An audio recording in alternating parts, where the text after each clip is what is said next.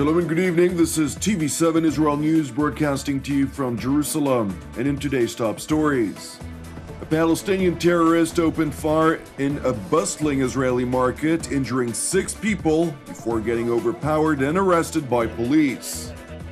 Israel urges the Belgian government to decide whether it wants to change direction or continue with an anti-Israel line.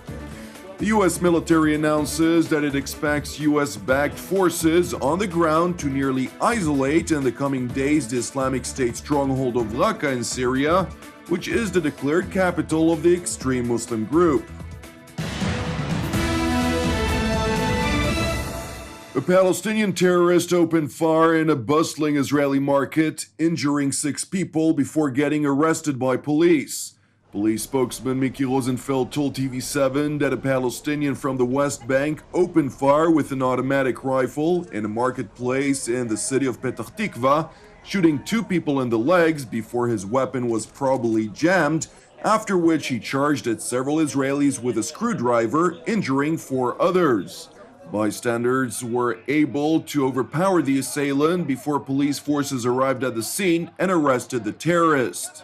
הקדוש ברוך הוא באמת הציל אותנו, היו יריות לכיוון אנשים תמימים, באמת עוברי אורח, הוא ירה לכיוונם עם נשק כזה ארוך, זה לא יאומן הדבר הזה. הוא ירה לכיוון של אנשים תמימים, באמת, ואנחנו עם אבנים הצלחנו להשתלט עליו. The wounded civilians were taken to the Belgian Medical Center in the city for further treatment. Meanwhile, an Israeli Arab was beaten by passers-by who mistook him for the terrorist. The 35-year-old man from the northern Israel was just finishing his shopping at the Petah Tikva market when the incident started. He suffered head and leg injuries and was evacuated to the Belgian hospital as well for further treatment. Now to another matter, Belgian ambassador to Israel, Olivier Bellet, was reprimanded at the foreign ministry in Jerusalem on the instructions of Prime Minister Benjamin Netanyahu after learning of a meeting that took place between the Prime Minister of Belgium, Charles Michel, and representatives of 2 far left-wing organizations that Netanyahu said unjustifiably criticize Israel and its military in the West Bank. The meeting with the representatives of the NGOs, B'Tselem, and Breaking the Silence occurred during Michel's 3-day visit to Israel, just 1 day after his meeting with Netanyahu, during which the latter requested that Brussels cease all funding to Israeli organizations that criticize the Jewish state. Prime Minister Benjamin Netanyahu's office released a statement saying Israel views with utmost gravity Belgian Prime Minister Charles Michel's meeting with the leaders of Breaking the Silence and B'Tselem during his visit to Israel, adding that the Belgian government must decide whether it wants to change direction or continue with an anti-Israel line. Meanwhile, in Brussels, Belgian Prime Minister Charles Michel welcomed Palestinian President Mahmoud Abbas at his residence, during which the Belgian leader reiterated his desire to advance dialogue between Israel and the Palestinians, stressing that during the course of his meetings with both Israeli and Palestinian leaders in the past few days, common positions could be identified that would viably lay the groundwork for a renewed political process. The French leader refrained nevertheless from responding to the Israeli accusations against the Belgian government of actively pursuing a pro-Palestinian stance. Le vœu que nous formons, c'est qu'il y ait la capacité de faire en sorte qu'un dialogue soit possible, parce que nous prônons la paix, la sécurité, la stabilité, et j'ai le sentiment que les différentes rencontres politiques que nous avons eues les dernières heures, les derniers jours et également aujourd'hui ont permis de renforcer les compréhensions mutuelles, de mieux comprendre quels sont les points pour lesquels peut-être des positions communes peuvent être possibles et de bien comprendre de part et d'autre les questions qui sont délicates. Il est évident que...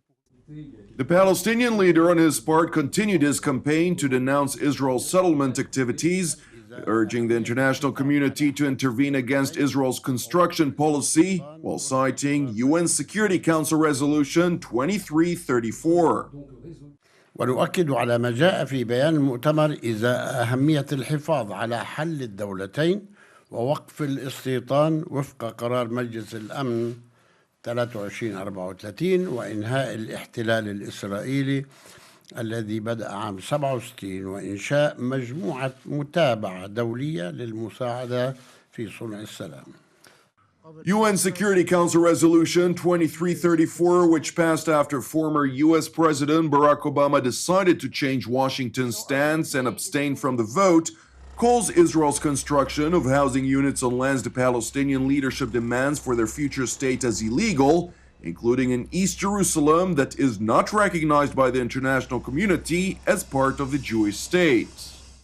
Now to France, where right-wing candidate for the French presidency, Mahina Penn, said that she would not permit French citizens to have multiple citizenships other than citizens of the European Union if she were to be elected president.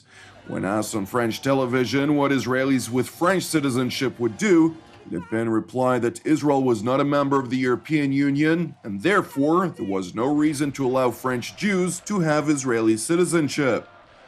Nevertheless, Marine Le Pen emphasized that France can certainly accommodate foreign people on its soil long-term, those with foreign citizenship, as long as they respect French laws and French values, which is often a problem on the immigration issue. She added, however, that it's not really a problem with Israel on this topic. The Foreign Ministry in Jerusalem refused to comment on the matter. Now to Israel's northern neighbor, where the Russian Air Force accidentally killed 3 Turkish soldiers and wounded 11 others during an operation against Islamic State in northern Syria. In a statement, the Turkish military said that during an operation by a Russian Federation warplane against Islamic State targets in the region of the Euphrates Shield operation in Syria, a bomb accidentally hit a building used by Turkish army units. The Kremlin responded to the Turkish statement, saying that Russian President Vladimir Putin had called his Turkish counterpart Recep Tayyip Erdogan and expressed his condolences, blaming the misdirected strikes on poor coordination between Moscow and Ankara. The incident highlighted the risk of unintended clashes between the numerous foreign powers involved in Syria's complex war that has raged on for almost 6 years.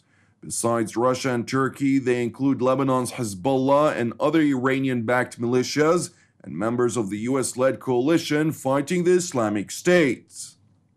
Now to a related matter, the US military announced that it expects US-backed forces on the ground to nearly isolate in the coming days the Islamic State stronghold of Raqqa in Syria, which is the declared capital of the extreme Muslim group in the war-torn country. Well, we continue working on the isolation phase to approach the city. This is a key part of the campaign. We're working that with the Syrian Democratic Forces in the Syrian Arab Coalition. Raqqa is a city that the enemy uses for external operations. So what we would expect is that within the next few weeks, the city will be nearly completely isolated, and then there will be a decision point to move in. We're not going to give the exact timing of the effort to seize the city, but we do believe that excellent progress is being made, and we'll continue to pressure the enemy on multiple fronts. The recapture of Raqqa would signify the beginning of the end for the Islamic State in Syria, which is progressively losing territory. Intelligence experts tell TV7 that the main focus is to contain the extreme Muslim group from its efforts to infiltrate Western countries, as the main battle after the Islamist group loses all of its territory would be to combat its ideology that persists among many Muslim communities around the world. Thank you for watching us. Praying for the peace of Israel and the peace of Jerusalem. I'm Jonathan Hessen. Have a Erev Tov and Shabbat Shalom.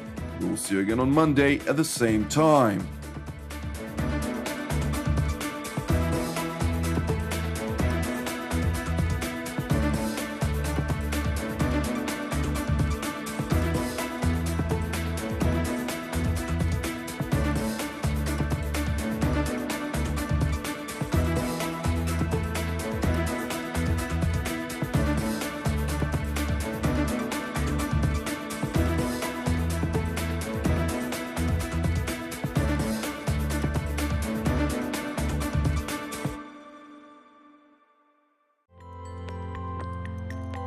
In order to donate to TV7 Israel News, please follow these simple steps.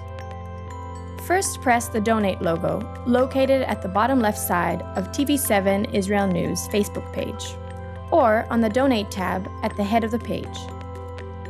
Then insert the amount you'd like to donate, and fill in your credit card information. Just like this. And press Review Donation and continue. After reviewing your donation details, please press Donate to finalize your donation. That's it! Your donation is now complete, and an email with your donation details has been sent to your email address.